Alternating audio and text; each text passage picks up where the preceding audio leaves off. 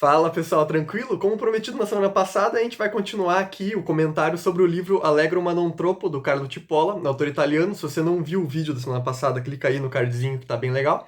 E a gente vai comentar a segunda parte do livro, que dá o subtítulo a ele, chamada As Leis Fundamentais da Estupidez Humana. É um texto bem mais humorado do que o da semana passada, ainda que o da semana passada também o fosse, mas aquele ainda tinha um tom de informação e de história um pouco mais robusto. Dessa vez o autor se dispõe a nos trazer uma grande sátira da sociedade, né? E ele inicia o texto já falando o seguinte: os assuntos humanos, por mais que consigamos voltar no tempo, sempre estiveram em um estado deplorável. Assim como todas as espécies de animais, nós temos que lidar com uma dose de atribulações cotidianas. Mas os seres humanos têm o privilégio de estarem sujeitos a uma carga adicional causada por um grupo de pessoas que pertence ao mesmo gênero humano. Esse grupo é mais poderoso do que a máfia ou o complexo industrial militar, assim como também é mais poderoso do que a Internacional Comunista. É um grupo que não está organizado. Seria, evidentemente, o grupo das pessoas estúpidas. E aí ele inicia falando da primeira lei da estupidez, que diz o seguinte: sempre e inevitavelmente, cada um de nós subestima o número de indivíduos estúpidos em circulação. E a partir disso ele atribui uma constante a esse número de indivíduos estúpidos, uma vez que ele não seria precisável, ele não seria calculável, já que ele sempre supera as nossas expectativas, de acordo com a primeira lei da estupidez humana. Por que ele sempre supera as nossas expectativas? Segundo o autor, as pessoas que anteriormente julgávamos racionais e inteligentes se revelam, eventualmente, inequívoca e irremediavelmente estúpidas. Bem como, dia após dia, e com uma incessante monotonia, somos estorvados e atrapalhados na nossa atividade por indivíduos obstinadamente estúpidos que rompem súbita e inesperadamente nos locais e momentos menos oportunos. A primeira lei da estupidez humana, portanto, estabelece essa constante de pessoas estúpidas sempre incalculável, sempre superando as nossas expectativas. Essa estupidez, por sua vez, ela é democraticamente distribuída. De acordo com o autor, as pessoas elas não seriam estúpidas, elas nasceriam em alguma medida estúpidas, no sentido de que essa estupidez seria constitutiva, talvez, dos seus seres, mas ele mesmo se defende de algumas possíveis acusações, falando que ele não se considera uma pessoa reacionária que procura furtivamente reintroduzir discriminações de classe ou de raça.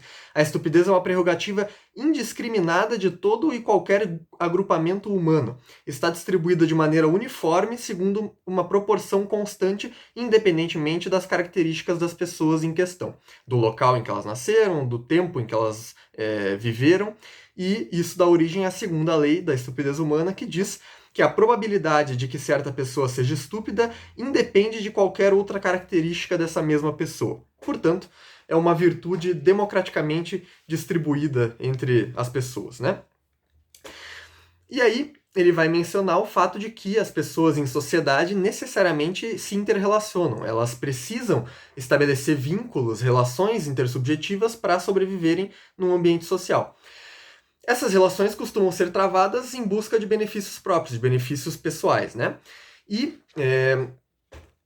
dependendo dos resultados que uma pessoa costuma obter, costuma produzir com as ações que ela empreende nas suas relações intersubjetivas, nós temos 4 grupos nos quais a pessoa pode se enquadrar. O primeiro deles seriam os ingênuos, aqueles que firmam relações com outras pessoas em sociedade e costumam sair prejudicados e sendo explorados ou abusados pelos outros que retiram vantagem deles. O segundo grupo seriam os inteligentes, que conseguem angariar vantagens, conseguem angariar benefícios sem necessariamente prejudicar a outra pessoa com quem eles se relacionam. Pelo contrário, eles costumam fazer uma relação de colaboração, uma relação em que todos saem ganhando. O terceiro grupo ele classifica como os bandidos, que são aqueles que conseguem até angariar uma vantagem, conseguem até auferir um benefício, mas não são inteligentes o suficiente para fazer isso sem prejudicar outra pessoa, para fazer essa relação de cooperação, de ganho-ganho, né? E aí, a partir disso, recorrem a meios perniciosos e acabam extraindo vantagens em detrimento dos demais.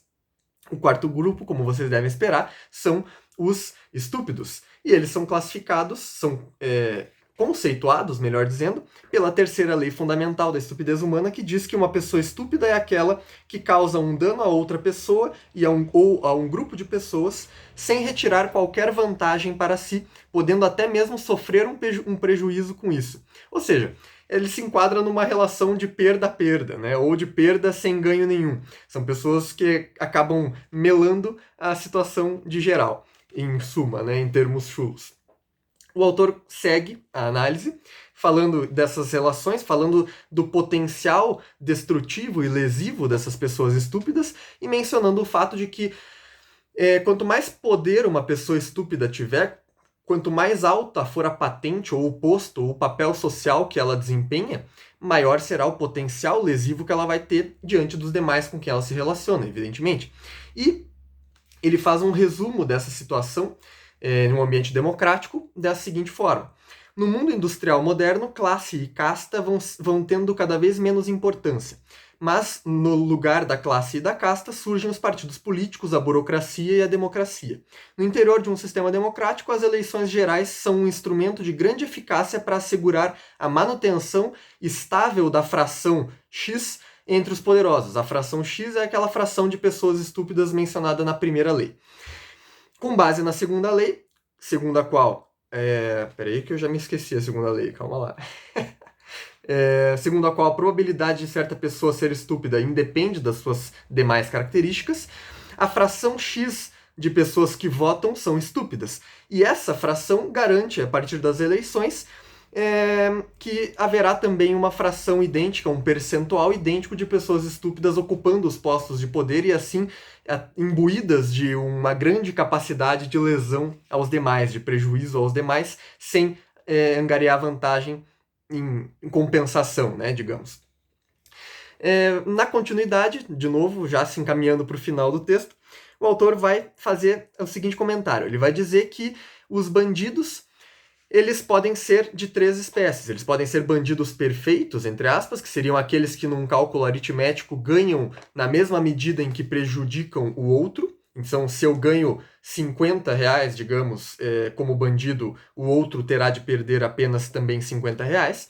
Os bandidos inteligentes são aqueles que conseguem ganhar, conseguem produzir um benefício em seu próprio favor, sem necessariamente prejudicar os outros na mesma medida. Então, eles conseguem causar um dano menor para tirar uma vantagem maior. E os bandidos estúpidos, que de acordo com o autor seriam a sua maior parte, são aqueles que ganham um pouquinho e causam um prejuízo enorme e catastrófico. Ele fala que os estúpidos são muito mais perigosos do que os bandidos, mesmo que você considere os bandidos estúpidos, né? E simplesmente pelo fato de que...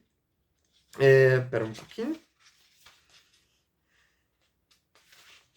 Assim, simplesmente pelo fato de que as pessoas não conseguem prever os seus comportamentos. O comportamento do bandido tem alguma racionalidade, a racionalidade de tentar tirar uma vantagem. O comportamento do estúpido não. Uma criatura estúpida perseguir-nos-á sem razão, sem um plano preciso. Não temos nenhum meio racional de prever as suas atitudes. Resulta disso que geralmente somos colhidos de surpresa pelo ataque, até mesmo quando temos conhecimento do ataque não se consegue organizar uma defesa racional. Nem mesmo o estúpido sabe que é estúpido. E isso contribui portentosamente para dar maior força, incidência e eficácia à sua ação devastadora. Com um sorriso nos lábios, o estúpido surgirá para nos estragar os planos, nos destruir a paz. E tudo isso sem malícia, sem remorso e sem razão. Esse é o comentário que ele faz, encaminhando já para a última parte do texto, segundo a qual uma nação se encontrará numa situação cada vez mais desastrosa conforme o número de pessoas estúpidas seja alçada ao poder, um número maior de pessoas estúpidas, né?